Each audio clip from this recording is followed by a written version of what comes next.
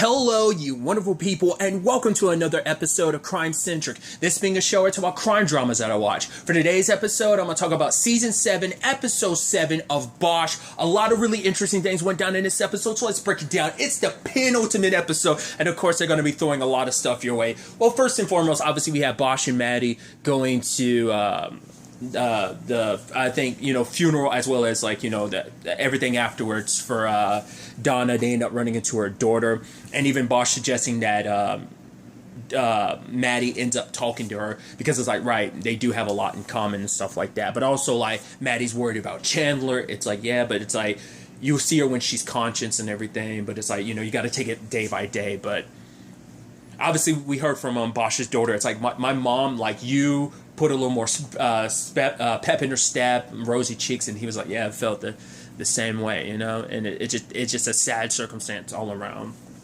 So, well, first and foremost, let's start off with everything with the arson case. So, getting word back from Reese about, like, okay, like, you know, learning that Pena is kind of like being protected by the FBI, someone high up. Reese is told to keep keep it to herself. If she wants to protect what's left of her career, she might as well ignore it. But the entire time, Bosch is trying to find a workaround. It's like he can't touch Mickey because of the feds. But, you know, and Edgar's like, oh, well, what's your plan? He's like, I can't tell you. It's like, the less you know. He's like, come on. But it's like, just trust me, like, because he knew, like, it's going to get a little nasty, and he, like, whatever details are, it kind of be crossing the line a tiny bit.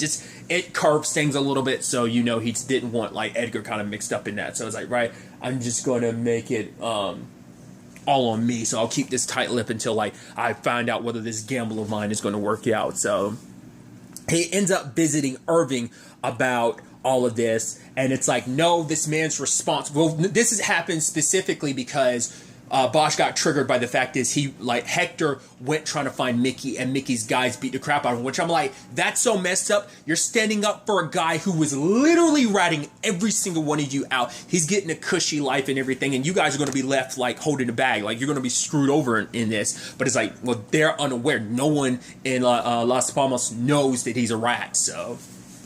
But Hector got the crap beat out of him. Obviously, Bosch gets called, and it's like, why'd you want to look for Mickey? He's like, I want to look in his eyes. I needed to know. And it's like, well, if you did know, like, what were you planning? He's just like, he just wasn't really sure. But it's like, and he talks to Bosch. He's just like, I just want justice for my daughter. And Bosch is like, I would do everything. He's like, I promise. And that's the thing. Cops are never meant to make promises because you don't want to, like, promise you can do something and then not be able to deliver it. But for Bosch, it's like, I understand, like, especially with his daughter just in the situation she was so close to being killed. And it's like, I can't even, but even then he says, like, I can't even imagine what you're going through, the loss that you've suffered. So I'm going to, like, do everything I can to get you justice for your wife and your daughter. So until then, just let me do my job, you know? But because of that, seeing Hector in that way, that he just wanted justice for his family, he goes and visits Irving, and he's like, do whatever you need to, like, just allow me to get Pena. Like, he was the head ringer in all of this, and then Irving's keeping up with the keep away, and it's just like, yeah, this is their thing, like, we gotta have to stand down. But Bosch is like, this is 5 murders, like, you're telling me that's just this for the greater good and stuff like that. It's bullshit. He's like, you amongst anyone would just normally be like, nah, like, these normally Irving would have Bosch's back in this, but he's like just kind of telling him to stand down. You got Emmanuel and you got Pedro, like, that's good enough. But it's like, no, but I still don't got the ringleader, because there's no way none of this went down without his say so. And then, like, Bosch questions him because it's like, how long have you known? He's like, what? It's like, how long have you known about Mickey and the FBI? He's like, almost like, oh, I don't appreciate those accusations. And he was just like, what pissed Bosch off? It's like, this man just wants justice for his child. You should understand that better than anyone. He was like, motherfucker, get out. Like, I get it. Bosch pushed the button, but it's so true. You should understand better than anyone wanting justice for losing your child. Your child was grown. It doesn't make it any less painful, but Jesus, it was his 10-year-old daughter. Like, she had her entire life ahead of her, and because of these bastards, she died. Like, that should count for something. And it's just like, and that's the thing. Like, Irving had the nerve to say, oh, it's for the greater good. bullshit. It's for your greater good. That he's basically saying like compromises have to be made. You made a compromise for your job. Come on, Irving. You've played a little bit in the political game, sure, but you've always kind of done what was right at the end. You always push for like, right, these particular cases, like the homicides that Bosch and stuff like them were working on. That's what mattered. But now it's like, because he made a deal with Brennan. It had to be to get everything he's got on Lopez in exchange for backing off and shutting down like all this arson case, which is like total BS. Because his argument would be like, me remaining in my position as chief is better. It is for the greater good because that means like, I'll be in here to make sure things happen. So me staying in my position, but it's still like, it loses its altruism when it's like you're benefiting, especially because you had to go about slimy means. But to be fair, once again, the political scope, you kind of got to get a little political, you got to get a little slimy. But that's the thing of like, are you going to be able to recognize yourself? Like, yeah, this is a slippery slope. You've been kind of slipping down this slope for a while now, and now this is something else entirely. Because he ends up learning from the investigation, like the FBI were looking into Mayor Lopez because she basically paid off the head of the labor to like back her. Like she paid him like $150,000. But the FBI didn't want to, the optics of you're going after a Latin woman, the first Latin mayor. Like, well, no, she was the first female mayor and she's the first Latin mayor. It's like that optics wise wasn't going to look good. So they wanted to like make sure they had enough evidence on her being dirty before they pulled the trigger on that. So till then they shelved the case. So that's why things are what they were hoping to find more evidence, but. And now Irving uses that to be like, oh, I'm going to get my second term, my next 5 years as chief. And it just kind of walks away after putting Lopez in her place, because he's suggesting like that money you got, that $150,000, no, God, that she spent, like paid someone off for their support. It's like, it's probably the tip of the iceberg. There's probably other people, because for him, it's like, I promise to back you as long as you keep the status quo, but now you're trying to change everything. You're going back on our arrangement. She's like, well, I'm sorry you misunderstood everything. So it's just shitty stuff being done all around. So that's why I'm kind of frustrated with Irv. I get where you're coming from, but also it's messed up, especially as someone who also has like a newborn finally at home and everything too. It's just like the whole thing just rubs you the wrong way, And especially later on, well, because Bosch found his workaround. He ends up telling Emmanuel, it's like, yo, met with Emmanuel and his lawyer. Your boy, Mickey, you're so loyal to? Yeah, he's a rat. He's working with the feds. Okay, now they bring this up to like, what was it, the deputy district attorney or whatever. He doesn't want to go have a pissing match with the U.S. attorney, but it's like, well, the fact of the matter is Emmanuel's willing to talk now. He's not even asking for a deal. He's just like, no. If I'm going to spend the rest of my life in prison for this, that SOB ain't going to be able to walk away free because he's the one that gave the order. So now like it's like wondering like, well, he's got to bounce that around a little bit, decide what he's going to do about it. So for now we have to wait and see. But Irving hit Collins up that Las Palmas aren't to be touched because it's part of the RICO case. So Irving shut that down. And the moment Bosch heard that, it was like Irving, and he's like, yeah, but you know how this is. But it's like everything Bosch is doing is getting screwed with now. Just trying to get justice for this father. And Irving is messing that up by doing this. Like, it's like we could have, because he had even threw it out there like, oh, you might want to also avoid being around Reese because, you're threatening her career. Like, you can screw things up for her. So it's like, shut up. Like I said, your altruism, like you're looking out for everybody, loses merit when it comes off self-serving. That's why I'm just kind of like, because he didn't even tell June, because June's like, oh, why'd she change her mind? He's like, I'm persuasive. She's like, yeah, I know. It's like, yeah, I'm sure you're not going to tell June that you basically blackmailed her into doing that because it's because you're in the wrong. I'm hoping something will change his mind, but with this whole RICO thing, I think what's going to end up happening though is, I think in the end of the day, I think Bosch is going to leak where Mickey is, and he's going to get got. I think that's the only true justice. I think he's going to pull a little bit of an Edgar and Averill thing, and I think that might be what makes Bosch ultimately go like, right, I crossed this line, and you know what, I'm done. I'm hanging up my back. I don't know.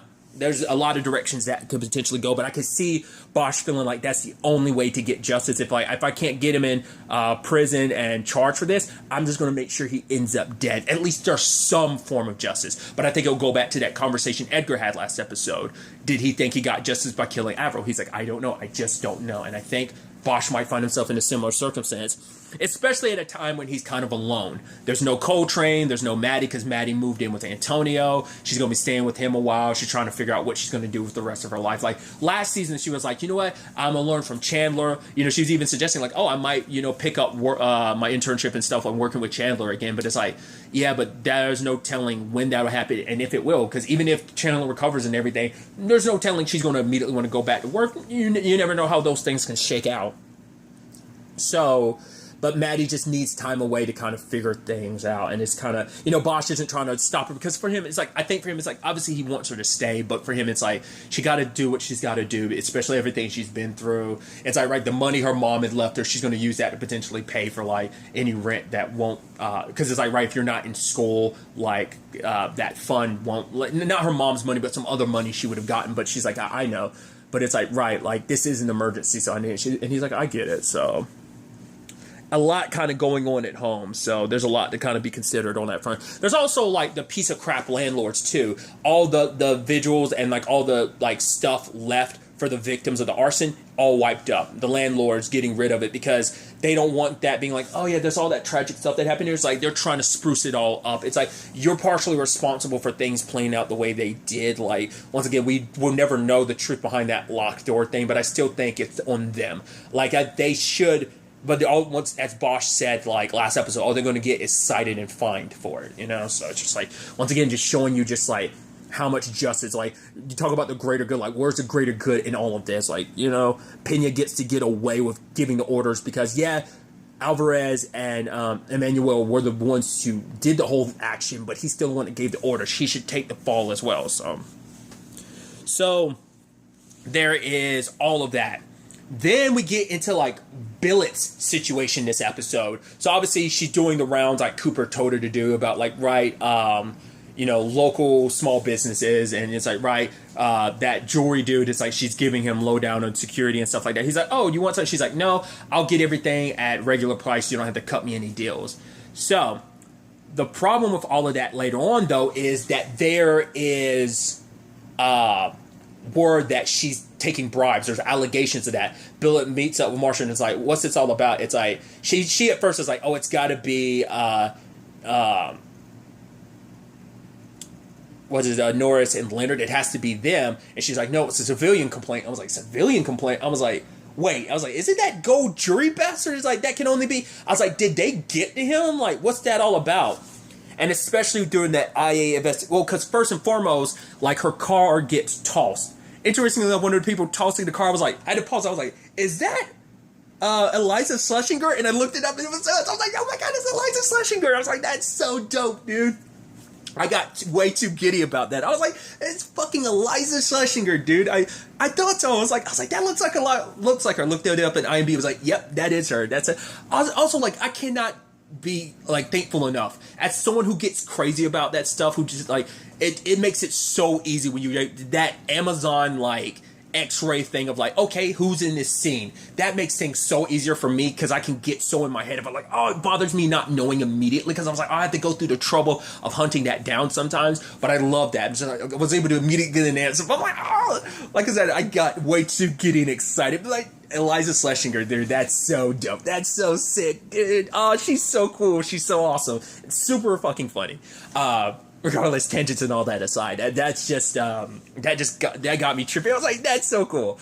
But it turns out, because Maxwell was talking to her because earlier, because he had gotten her files on Norris and Leonard. It's like, yep, true blue scumbags. But then, like, Crates and Barrel came in to be like, yo, your car is getting tossed. And those bastards had the nerve to be sitting nearby, like, looking at it, like, almost like, yeah. It's like, and you can see, like, Crates and Barrel just kind of look at him like, oh, you bastard. So it makes us like, don't say anything until you're wrapped, because, like, they wanted to go in and talk to her, because there were gold earrings found inside, and it's like, oh.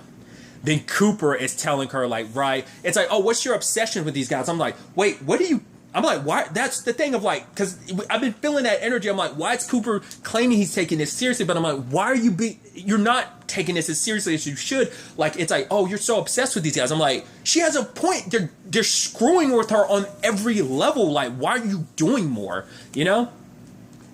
And then obviously it's like he tells her to go home, but she's like, no, I need to work here. But it's like, and Cooper kind of just sends her home. I'm like, but luckily she gets Vega to investigate the jewelry dude. All right, turns out he's got some unlicensed guns, and one of the people that signed off on kind of like, it's like, oh, kind of backed his credibility, ended up being Cooper. So once he gets arrested, Vega and Pierce kind of lean on him, and he admits that Cooper, he's like, Cooper did me some deals, so he came in asking for some earrings, and he said some cops are going to pick it up. Ended up being Norris and Leonard, and Cooper was like, everything's always kind of on the house. It's kind of how it is. It's how the deal is. So it's like, yo! So not only are we taking down Leonard and Norris, we're taking down... To be fair, Cooper's been a scumbag for a while. I feel like the main reason why he did this is because he needed her out of it. Like, he's been on Billet's ass since season, for a while, but I think especially after season 5 when it was like he got the slap on the wrist, he got reprimanded for,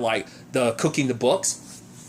Because of that, he was like... he played Sly the entire time, but even Manx had brought it up last season, being like, do you think he knows about you're the one that's... Essentially, he's like, do you know that you're the one that gave Scott Anderson the files, the evidence about all of that? So he knew he was playing Sly the entire time. That's why he used that whole Vega thing. He's been looking for an excuse. So that means he's also been setting this up for a while. I guess he figured well, she's a thorn in Norris and Leonard's side. Because what makes it so effed up is he did it last season, but he's also doing it this season. He's gaslighting her, making her feel like he's on her side.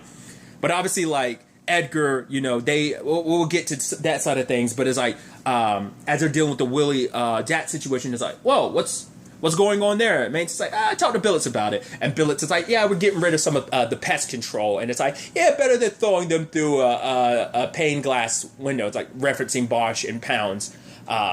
So it's like, right, that, if that was Pounds, I threw that out the other episode, but I think it was Pounds. I think that's why he was just very about Bosch. But it's like, yeah, that was her middle finger to him. I'm like, yeah. So I'm curious, is Billets going to decide to stick around considering everything? What is next for her after this? But I'm like, yeah, she shut that shit down. And Cooper's like, I'll be back. And she's like, when pigs fly, it's like, bam, bam, bam. Like I said, he's been a dick for a while now. I'm like, oh. And, Grace gets her win, cleaning out some of the rot, and that's good. I'm like, there's at least some justice in that. So if there was at least going to be some justice somewhere, you'd at very least hope it be under these circumstances. So you'd hope that it be in other aspects as well, but I guess it's like you get what wins you can get. I guess is kind of how that gets chalked up. But another angle to this episode is ultimately they are able to connect Willie to the hits that obviously the text from Fawkes to him to Fawkes, and then it turns out obviously it goes back to Vegas. So Jimmy and Bennett go there to look into it. Oh, they found that's actually where because that doesn't connect to Willie. It connected to Charles Kemp, the assassin, and Vegas. They ultimately go to his place and they find a book showing he did contract the hits. He mainly just has the names of the people. I don't think he necessarily has connecting that. Maybe he did have Willie Dats. I don't remember, but they do ultimately go to Willie's place, and when they go to there, they find his computer and it's connected to his text, and it turns out the bastard's in L.A. So obviously Edgar and Pierce end up arresting him, and so that kind of shuts down that side of things. Not unless there ends up being more, but they got him for Vincent. They got him for Vincent. They got him for Maddie, and they've also got him for Chandler. But the thing is, because it turns out the reason why it was specifically they were going after Maddie. She was the last loose end, so they're like, right, that's at least one last loose. They were probably always planning to come after Fawkes about all of that anyway. So they really didn't want anything trailed back to him. So they were probably already going to put the hit out on him. It's just they probably wanted to make sure Carl walked away cleanly, and then it's like, okay, now that that's taking, well, it seemed, I don't think that's necessarily, well, I think it is connected. So regardless, I kind of like lost myself in the thought of that. But it's just, Maddie was the last thing, but I think the plan was always to wipe him out. Or it could just be Maddie being the last thing means like, wait, we just have one more now. It's like, nah, you need to be taken out. Like, we can't take the chances that like anything else leads back to us. Like I said, there might have always been the intention, like after they were like, all right, we got everything we need. Now that the board's potentially clean, now we'll take out Willie's, not Willie, but Falk's. That's where things currently stand all across the board. Like I said, penultimate episode. So I'm really curious to ultimately see where all of this leads us going into the series finale. I'm so curious to see how this arson case ends up, everything with Mickey, things with billets, like where everyone is at the end of it. Because it's not just, it seems like the arson case is the main thing that's left to kind of tie up, but also like where everyone else's story is going to end up at the end of this is kind of a big question too. So we'll ultimately have to wait and see. But really, that's all I want to talk about. Till next time we meet, be happy, be safe, live life to the fullest, and enjoy it. Good day and goodbye.